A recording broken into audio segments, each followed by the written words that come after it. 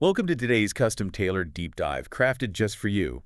Today we are on a very specific mission. We're exploring a short, punchy little excerpt titled Pride, Prejudice, and the Art of the Enemies to Lovers trope to uncover the ultimate blueprint of classic romance. Right, and if you are a fan of literature, you already know the players here. Oh, absolutely you do. But looking at this text, it's not just a recap of two contrasting personalities. Okay, let's unpack this. When it comes to romance, our source lays it out unequivocally.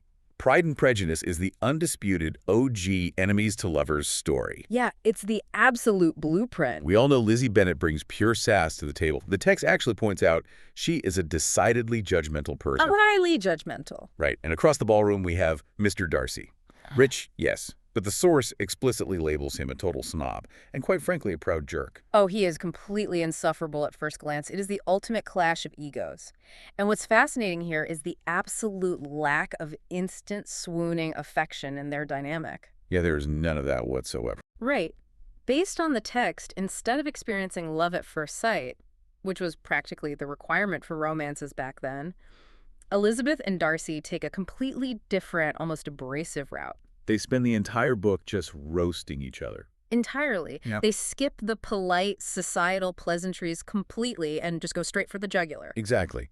And, reading this made me wonder, in the real world, wouldn't we normally see all that constant roasting as a massive red flag? You would definitely think so, yeah. But here's where it gets really interesting. That friction isn't a flaw in the story. According to the excerpt, that legendary banter is exactly what elevates the book into a top 100 essential. The friction between them is the whole point. By tearing down each other's polite aristocratic masks, they are actually being radically honest. Yes. All that bickering and arguing eventually leads them directly to the realization that they're actually perfect for one another. That radical honesty is such a crucial element. They force each other into a place of vulnerability that a simple love at first sight narrative completely bypasses. Absolutely. If we connect this to the bigger picture, the core takeaway from the source is incredibly striking. On paper, you would normally think that mixing a highly judgmental person with an unyielding, proud jerk is a complete disaster waiting to happen. The total disaster. It sounds like a recipe for endless misery. But the text shows us the exact opposite. Because they challenge each other so relentlessly, it is explicitly a recipe for a great romance. They demand growth from one another. They really do. They have to earn that affection through the fire of their own arguments. So what does this all mean?